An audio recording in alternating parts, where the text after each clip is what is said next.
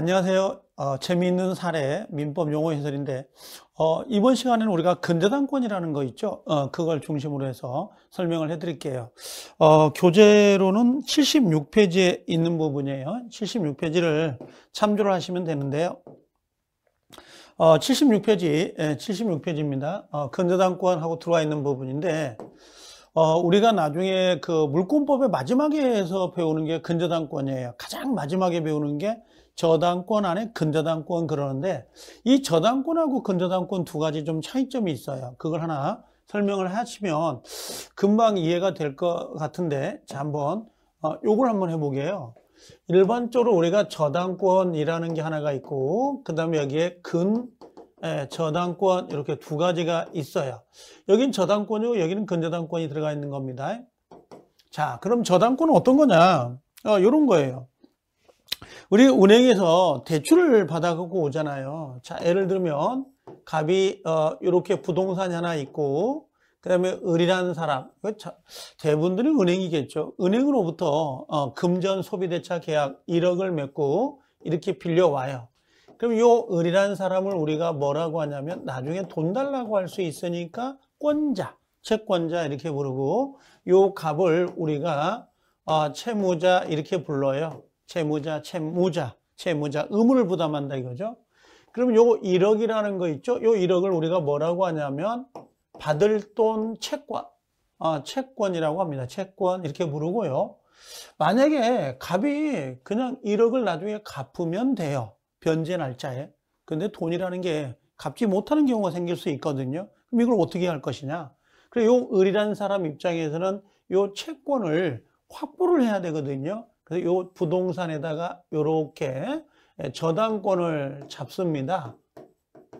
그럼 저당권을 잡으면 이때 요 채권자, 요 사람을 뭐라고 부르냐면 얘를 저당권자라고 하죠.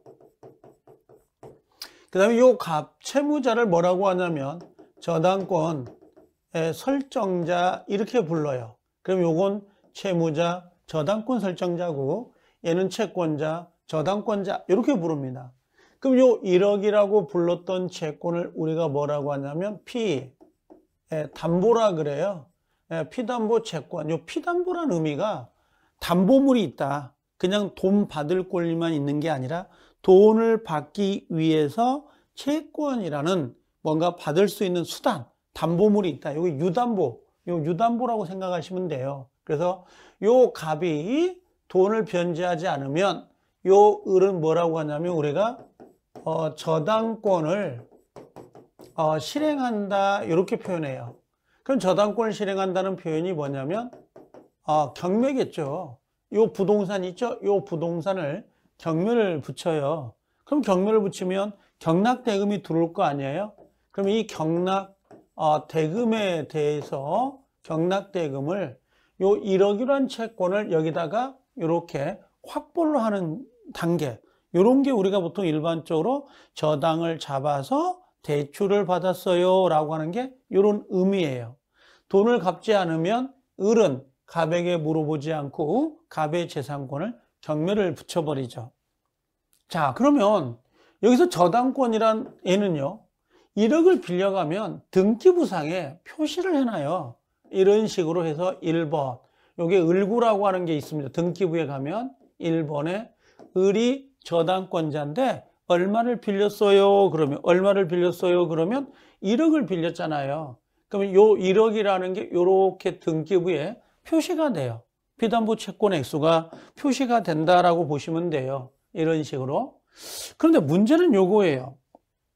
나중에 갑이 돈을 갚으면 괜찮은데 변제를 못 해요. 그럼 을의 입장에서는 당연히 경매를 붙인단 말이죠. 요걸 경매를 붙여가지고 경락대금이 나올 거라고. 그러면 을이란 사람 입장에선 1억만 있는 게 아닐 거예요. 1억에다가 플러스 해가지고 이자 같은 것도 있을 거고, 우리가 지연이자라고 하는 거 있죠. 예를 들면 이자, 그 다음에 무슨 손해배상, 요런 것들, 요런 게 나올 수 있단 말이죠. 그러면 실제로는 1억을 빌려줬지만 이자나 지연 손해금 같은 게 플러스가 되면 1억뿐만 아니라 예를 들면 이자하고 손해배상을 한 2천만 원 합시다. 그럼 토탈 1억 2천인데 1억 2천을 경락대금에서 받아가야 돼요. 근데 이 저당권자인 을만 있는 게 아니라 그 뒤에 후순위 채권자도 있을 수 있다는 거야. 그 후순위 채권자는 경락대금이 딱 정해져서 나온 금액에서 얘 선순위가 많이 받아가면 후순위자는 정해진 파이에서 받아갈 액수가 적어질 수 있다는 거죠.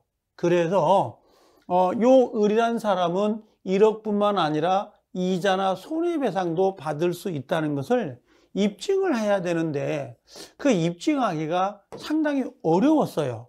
그래서 요게 약간 변칙되는 형태로 근저당권이라는 걸 만들어내는 겁니다. 이 근저당권은 자, 갑이 을한테 1억을 빌려올 때에 등기부상에 뭐라고 표시하냐면 자, 근저당권이라고 써놓고 여기다가 1억, 요거 1억 빌렸잖아요. 1억 한 3천 정도를 한 30%를 가산해서 요렇게 정해놔요.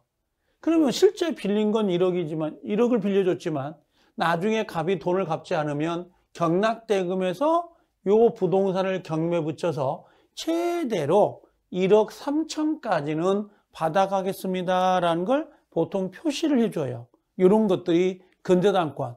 그러면 저당권은 말 그대로 피담보 채권이 요 빌려간 돈이 확정이 되어 있는 거고 근저당권은 불확정이에요. 요게 불확정이다 이렇게 이야기하는데요.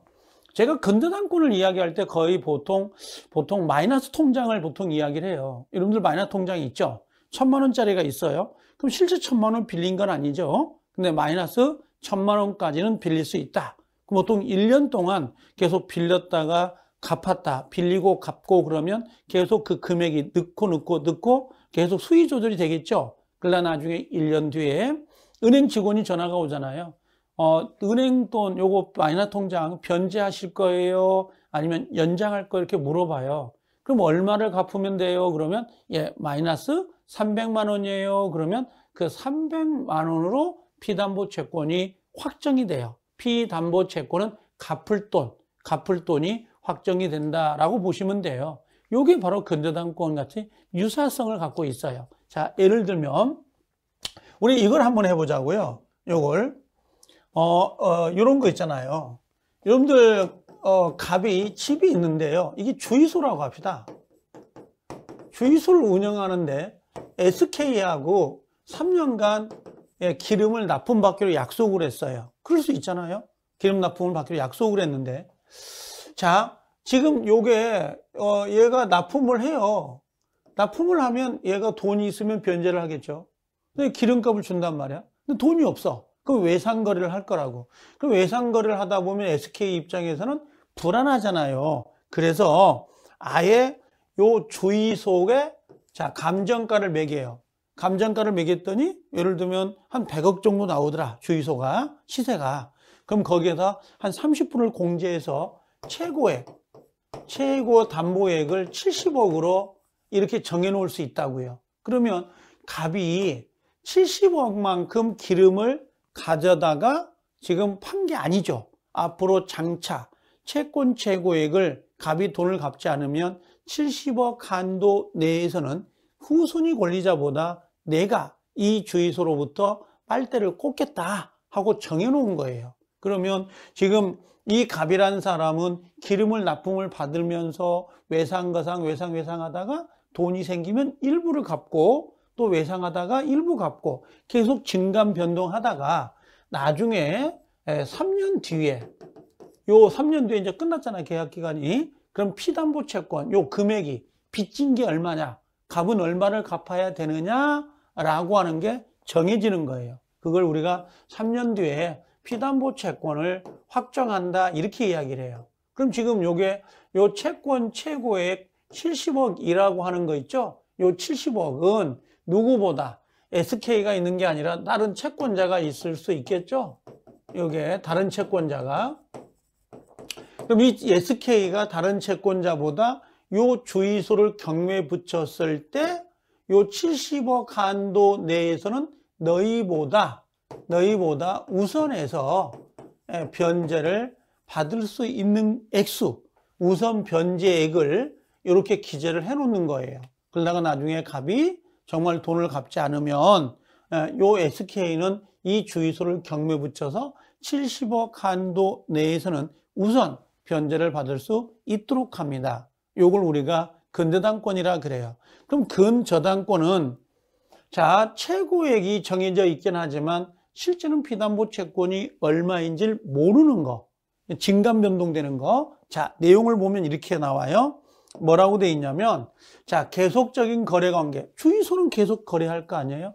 계속적인 거래 관계로부터 발생하는 다수의 채권을 언제까지? 장래 결산기, 마이너스 통장, 장래 1년 뒤, 마이너스. 자, 장래 결산기에 일정한 한도에까지 담보하기 위해 부동산에 설정하는 저당권이다라고 돼 있어요. 자, 그럼 저당권하고 근저당권의 가장 큰 차이점이 뭡니까? 라고 묻는다면 아까 이야기했던 것처럼 저당권은 뭐라고 돼 있어요? 이미 확정된 채권을 담보하는 거야. 1억을 빌려가면 1억만 갚으면 된다. 이런 식이지만 요 근저당권이라는 놈은 채권 최고의 범위 내에서 계속적으로 거래하고 있다가 계속 채권액이 증감 변동돼요. 증감 변동되다가 나중에 언제 가서요? 확정을 하겠죠? 확정의 시기가 도래한다. 이렇게 보시면 돼요. 그러면 저당권은 아예 피담보 채권이 확정된 상태에서 출발을 하는 거고 근저당권은 계속적 거래 관계에서 채권이 증가됐다가 감소됐다가 증가 감소되다가 1년 뒤에 아니면 2년 뒤에 피담보 채권을 확정한다라고 보시면 돼요. 그래서 저당권은 확정된 거고 근저당권은 확정이 되지 않는 형태. 지금은 저당권 유형 중에 가장 많이 쓰는 게 요 근저당권이에요. 그래서 여러분들 은행 가서 대출을 받아갖고 오잖아요. 그 아파트를 매입하게 되면 등기부에 근저당권이라고 기재가 되어 있지 저당권이라고 기재되어 있지 않아요. 그러면 우리가 근저당권은 1억을 빌렸는데 분명히 등기부를 떼어보면 한 1억 3천 정도로 기재되어 있을 거예요.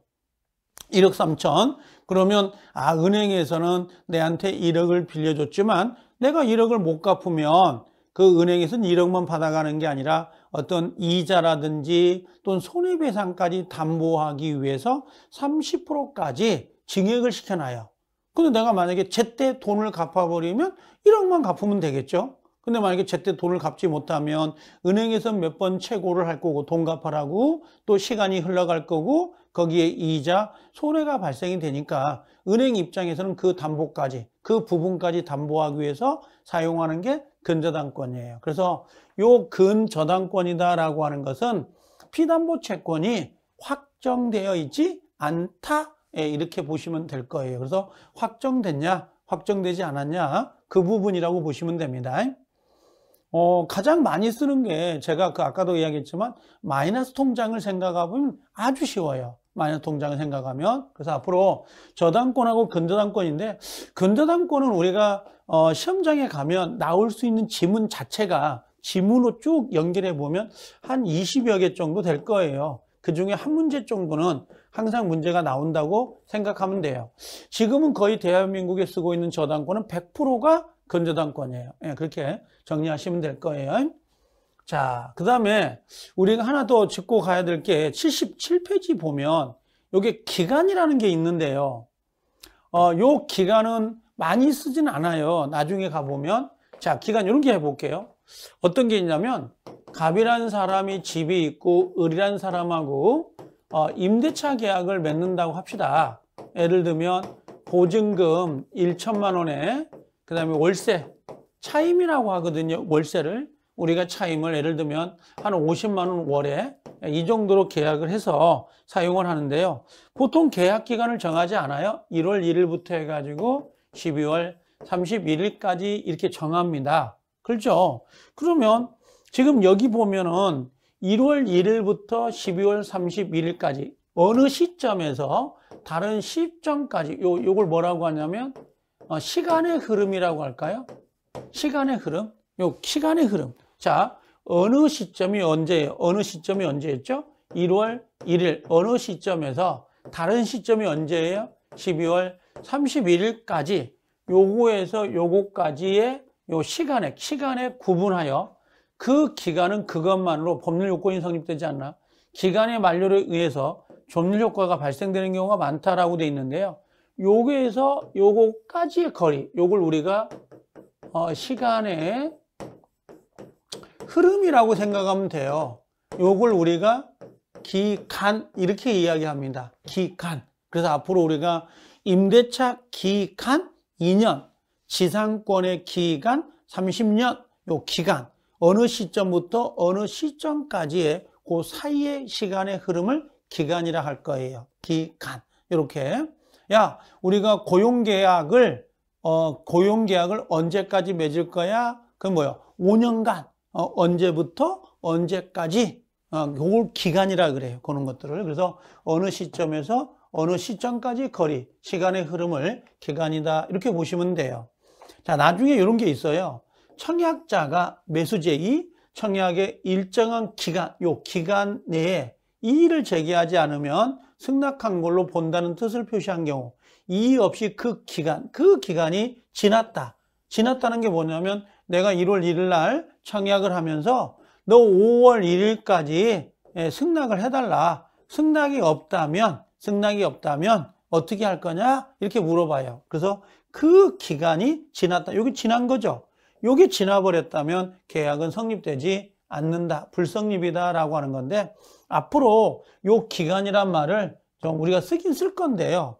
그렇게 뭐 처음에 자주 나오는 단어는 아닙니다. 그냥 기간 그러면 언제부터 언제까지 시간의 흐름 이렇게 생각하면 돼요. 2년간, 3년간, 30년간 이런 식으로요. 자, 이렇게 하나 정리를 하고요. 기간을.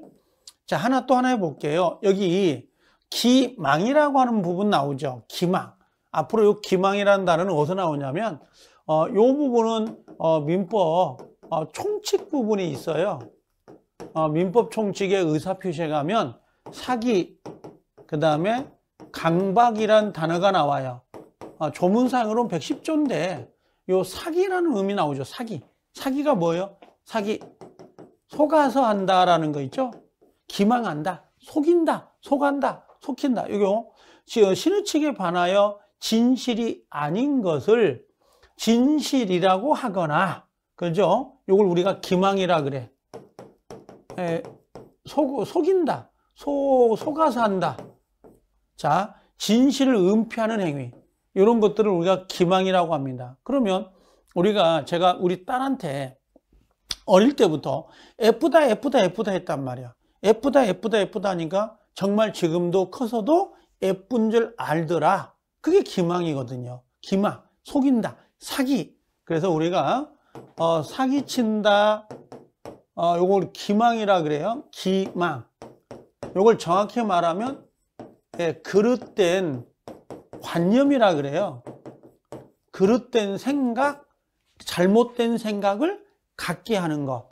사기, 기망, 요걸 속인다, 속아서 한다, 기망한다, 사기친다, 이런 의미예요. 그러면 내가 만약에 이제 이렇게 생각해 보자고.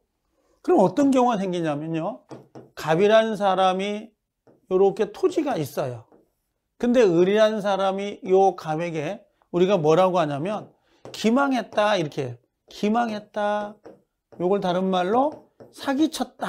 야, 갑, 당신 땅 가지고 있어봐야 땅값도 오르지 않는데 내한테 팔아, 세금만 내니까 하고 갑이 속아서 싸게 팔았는데 일주일 뒤에 무슨 제한개발구역이 풀리면서 가격이 폭등이 돼버린 거야. 그러면 결국 요 을이라는 사람을 갑을 속인 거잖아요. 요 갑은 어떻게 해요? 요 속아서, 사기당해서 속아서 매매 계약을 체결한 거라고. 그러면 기분이 누가 나빠요? 당연히 갑은 나쁘죠. 그럼 이 갑은 요 사기를 이유로 요 계약을 나중에 취소할 수 있냐고 물어봐요. 취소할 수 있다, 없다? 취소할 수 있다. 이렇게 조문상의 110조에다가 연결을 뒀어요. 그래서 사기, 속아서 취소할 수 있다. 요 기망이라는 거 일종의 뭐예요? 사기, 속인다. 이렇게 생각하시면 돼요. 그러면 기망, 사기 속이는 건 나중에 뭐 할 수 있다? 취소할 수 있다. 우리 민법은 반드시 효과를 연결할 수 있어야 돼요. 효과를 연결할 수 있어야 됩니다. 효과를 연결할 수 있어야 된다. 그래서 이렇게 기망 정도 정리하고 계셔야 돼요. 우리 교재는 지금 77페이지까지 정리가 되어 있는 부분입니다. 자, 그래서 이번 시간에서는 우리가 봤던 게, 자, 요 몇 가지를 봤네요. 가장 중요한 건 근저당권, 상당히 중요합니다. 근저당권. 앞으로 마이너스 통장, 이 생각하면 돼요. 증감 변동하다가 1년 뒤에 비담보 채권을 확정하겠다. 그 다음에 기간은 뭐라고 했어요? 기간은요, 어느 시점에서 어느 시점까지, 오늘부터 12월 31일까지. 그럼 요건 시간의 흐름, 요걸 기간이라 그래요. 자, 세 번째는 기망이라고 나오는 거죠. 기망, 사기, 속아서 이렇게 정리를 하시면 돼요. 그래서 사기를 당했다, 기망을 당했다, 그릇된 관념, 속았다. 그럼 이 계약은 취소할 수 있습니다. 이렇게 연결이 될 겁니다. 자, 그래서 이번 시간에는 우리가 근저당권, 기간, 그 다음에 기망, 이렇게 정리를 했어요. 다음 시간에는 우리가 조건하고 우리가 기한이라는 게 있어요. 기간이 말고 기한이 있거든요. 거기까지 한번 정리를 해보자고요. 자, 이번 시간 여기까지 마칩니다. 고생하셨습니다.